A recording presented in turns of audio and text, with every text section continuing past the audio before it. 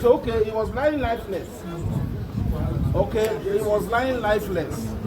And then, who did you report to that she was lying lifeless? Okay, then who was the one that dismembered her? Okay, who is staying in that house with you? Only you. So, if you are staying in the same house with a woman, and it became lifeless, and you did not report, and then, wait now, and then, and they started dismembering the person, and you were still there, staying with him, and she started smelling, and you were still there, you were sick.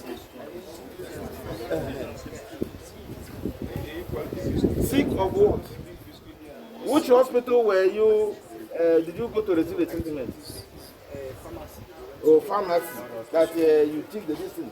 So you locked the house and they left the dismembered body. You understand me? Which you didn't know who dismembered, according to you. Who else is staying in that house with you? How